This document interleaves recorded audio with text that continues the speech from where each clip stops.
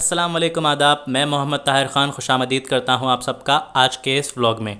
تو فرینڈز، آج کا ولاگ ہونے والا ہے غار ثور. تو ہم لوگ غار ثور وزٹ کرنے والے ہیں اور میں آپ کو چھوٹا سا واقعہ بھی بتاؤں گا غار ثور کا. تو پلیز بنے رہیے اور ولاگ کو اینڈ تک دیکھیے.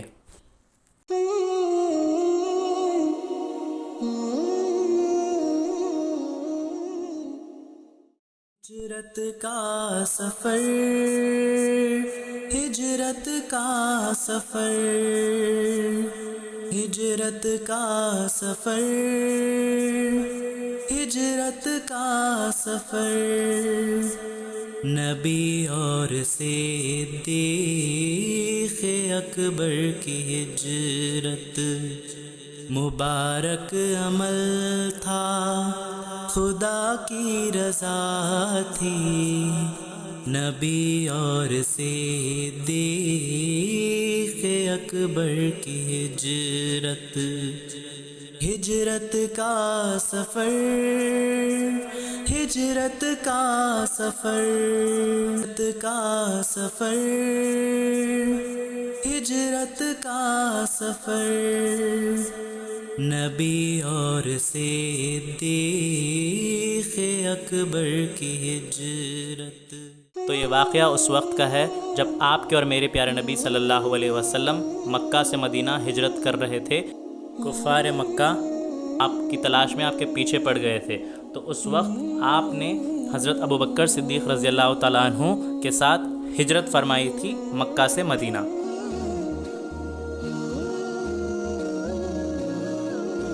تو اس واقعے کو مختصر سا بیان کرتے ہوئے میں آپ لوگوں کو لے کے چلتا ہوں غار ثور. تو ایک رات جب حضور اکرم صلی اللہ علیہ وسلم اپنے گھر میں تشریف فرما تھے، جبریل علیہ السلام آتے ہیں، اللہ کا فرمان لاتے ہیں اور بولتے ہیں اللہ آپ سے فرما رہے ہیں کہ آپ ہجرت کریے، مکہ سے مدینہ ہجرت کریے. تو ایسے میں حضور اکرم صلی اللہ علیہ وسلم حضرت علی کو بلاتے ہیں اور فرماتے ہیں کہ آج اس رات آپ میرے بستر پر لیٹ جائیے اور اپنے منہ کو اس چادر سے ڈھک لیجئے اور صبح ہونے تک اس چادر کو اپنے چہرے سے مت ہٹائیے. اور حضور اکرم صلی اللہ علیہ وسلم حضرت ابوبکر صدیق رضی اللہ تعالیٰ عنہ کے ساتھ ہجرت کے سفر پہ نکل جاتے ہیں مدینے کی طرف. راستے میں حضرت ابوبکر صدیق رضی اللہ تعالیٰ عنہ فرماتے ہیں کہ میں نے ایک جگہ ڈھونڈ رکھی ہے، ایک غار ڈھونڈ رکھا ہے جہاں پہ ہم لوگ پناہ لے سکتے ہیں، چھپ سکتے ہیں کفار مکہ سے. تو ابوبکر صدیق رضی اللہ تعالیٰ عنہ حضور کو لے کر وہاں پہ جاتے ہیں. لیکن جب راستے میں جیسا کہ ریتیلا ریگستان ہوتا ہے تو پھر پاؤں کے جو نشان ہے اس پر بیٹھتے ہیں. تو حضور اکرم صلی اللہ علیہ وسلم اپنے پاؤں کے پنجوں پر چلتے ہیں، جو آگے کی انگلیاں ہیں اس پر چلتے ہیں، جس سے کہ اپنے پیر کے سارے جو ہے نا نشان اس پر نہ آئیں اور جو کھوجی ان کو کھوج رہے ہیں وہ ان کے پاؤں جو ہے نا آئیڈینٹیفائی نہ کر سکیں. چلتے وقت حضرت ابوبکر صدیق رضی اللہ تعالیٰ عنہ کبھی آگے آگے چلتے تو کبھی پیچھے پیچھے چلتے تھے. تو حضور نے پوچھا کہ یہ کیا مسئلہ ہے کہ آپ کبھی میرے آگے آگے چل رہے ہیں اور کبھی پیچھے پیچھے چل رہے ہیں. تو حضرت ابوبکر صدیق رضی اللہ تعالیٰ عنہ فرماتے ہیں کہ کبھی میرے کو ایسے خیال آتا کہ جو ہے نا کوئی آگے سے چھپ کر جو ہے نا آلریڈی بیٹھے ہوا ہے اور آپ پہ جو ہے نا نعوذ باللہ حملہ کر دے تو میں آپ کو آگے سے ڈیفینڈ کروں گا. اور کبھی میرے کو ایسا خیال آتا ہے کہ پیچھے سے اگر جو ہے نا آپ پہ کوئی جو ہے نا نعوذ باللہ وار کر دے تو میں جب پیچھے آ جاتا ہوں.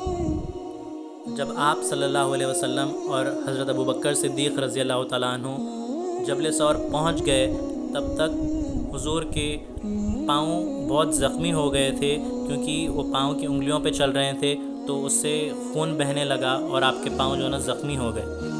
تو حضرت ابوبکر صدیق رضی اللہ تعالیٰ عنہ نے حضور اکرم صلی اللہ علیہ وسلم کو اپنے کندھوں پر بٹھایا اور جبل ثور کی چڑھائی کی. جبل ثور کی چڑھائی جیسا کہ آپ لوگ ویڈیو میں دیکھ سکتے ہیں بہت ہی سیدھی چڑھائی ہے. عام انسان کو بس جو ہے نا انڈیویجول اپنے کو ہی چڑھنے کے لیے بہت مشکل ہو جاتا. تو حضرت ابوبکر صدیق رضی اللہ تعالیٰ عنہ نے حضور کو اپنے کندھوں پر بٹھایا، پٹکولی لی اور جو ہے نا جبل ثور کی چڑھائی مکمل کی. اللہ اکبر. پھر جیسے آپ نے چڑھائی مکمل کی، جب غار کی طرف پہنچ گئے تو آپ نے حضور اکرم صلی اللہ علیہ وسلم کو رکنے کے لیے کہا اور پہلے آپ داخل ہوئے غار کے اندر اور غار کا جائزہ لیا. غار کا جائزہ لیتے وقت حضرت ابوبکر صدیق رضی اللہ تعالیٰ عنہ کو کئی سوراخ نظر آئے اس غار میں، جس میں سے کوئی زہریلا سانپ، بچھو یا پھر کوئی کیڑا جو ہے نا حضور اکرم صلی اللہ علیہ وسلم کو تکلیف دے سکتا تھا۔ تو آپ نے اپنا کرتا نکالا، اپنے کرتے کے ٹکڑے کر کر اس غار میں جتنے بھی سوراخ تھے سارے بند کیے، لیکن کچھ سوراخ بچ گئے تھے اور کرتے کا کپڑا ختم ہو گیا تھا۔ تو حضرت ابوبکر صدیق رضی اللہ تعالیٰ عنہ نے اپنے پگڑی کے کپڑے کو جو ہے نا ٹکڑے کیے اور جتنے بھی باقی سوراخ تھے وہ سارے بند کیے۔ اس کے بعد حضرت ابوبکر صدیق رضی اللہ تعالیٰ عنہ حضور اکرم صلی اللہ علیہ وسلم کو غار میں داخل ہونے کے لیے بولتے ہیں۔ جب آپ غار میں داخل ہوئے تو غار میں کافی اندھیرا تھا، لیکن جیسے جیسے اجالا ہونے لگا تو حضور اکرم صلی اللہ علیہ وسلم کی نظر حضرت ابوبکر صدیق رضی اللہ تعالیٰ عنہ پہ پڑی۔ تو آپ نے پوچھا، اے ابوبکر، آپ کا کرتا کہاں ہے، آپ کی پگڑی کہاں ہے؟ تو حضرت ابوبکر رضی اللہ تعالیٰ عنہ نے فرمایا کہ غار میں جتنے بھی سوراخ تھے اس میں سے کوئی زہریلا سانپ یا پھر بچھو آ سکتا تھا، آپ کو نقصان پہنچا سکتا تھا، تو میں نے اپنے کرتے کے ٹکڑے کر کر وہ غار کے جو ہے نا سبھی سوراخ بند کیے۔ تو حضور اکرم صلی اللہ علیہ وسلم کی آنکھوں سے آنسو چھلکنے لگے اور انہوں نے اللہ تعالیٰ سے دعا کیا کہ یا اللہ، میں ابوبکر سے راضی ہوں، یا اللہ تو بھی ابوبکر سے راضی ہو جا۔ اسی وقت جبریل علیہ السلام آتے ہیں اور حضور اکرم صلی اللہ علیہ وسلم کو فرماتے ہیں کہ اللہ فرماتا ہے کہ وہ بھی حضرت ابوبکر صدیق رضی اللہ تعالیٰ عنہ سے راضی ہے، اور حضرت ابوبکر صدیق رضی اللہ تعالیٰ عنہ جنت میں آپ کے ساتھی ہے۔ جب کفار حضور اکرم صلی اللہ علیہ وسلم کا پیچھا کرتے کرتے جبل ثور تک پہنچ جاتے ہیں اور غار ثور پہنچنے ہی والے ہوتے ہیں، تب اللہ کے حکم سے ایک درخت جو کہ جبل ثور کا انٹرنس ہوتا ہے وہاں پر اپنی بیل بچھا دیتا ہے، ایک مکھڑی آ کر اپنا جالا بنا دیتی ہے اور ایک کبوتری آ کر اپنا گھونسلہ بنا کے وہاں پہ انڈے دے دیتی ہے۔ جب کفار غار ثور پہنچ جاتے ہیں تو کھوجی بولتا ہے کہ اس سے آگے پاؤں کے نشان نظر نہیں آ رہے، لہٰذا حضور اکرم صلی اللہ علیہ وسلم یہ غار کے اندر موجود ہے۔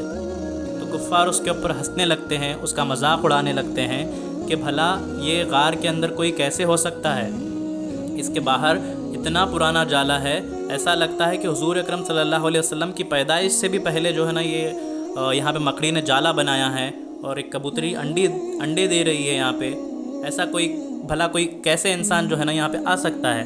تو وہ لوگ وہاں سے پلٹ کے چلے جاتے ہیں۔ سبحان اللہ۔ تو یہ تھا واقعہ، مختصر سا واقعہ غار ثور کا۔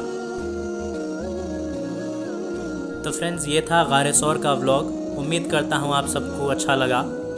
اور جیسا کہ آپ لوگوں نے یہ ویڈیو میں دیکھا کہ میں نے 2 غار کی جو ہے نا زیارت کی، 2 غار بتائے ہیں اس ویڈیو میں۔ کچھ لوگ بولتے ہیں کہ پہلا جو غار تھا کہ وہ جو ہے نا غار ثور ہے، اور کچھ لوگ مانتے ہیں کہ جو دوسرا والا میں نے بتایا وہ غار ثور ہے۔ تو بہرحال ہم نے دونوں غار کی زیارت کی، اور انشاءاللہ امید کرتا ہوں جب اللہ کا فضل ہوگا، آپ لوگ بھی عمرہ کے لیے جائیں گے تو آپ لوگ بھی جو ہے نا جبل ثور چڑھ کر غار ثور کی زیارت کریں۔ آخر میں چند کی پوائنٹس بولوں گا۔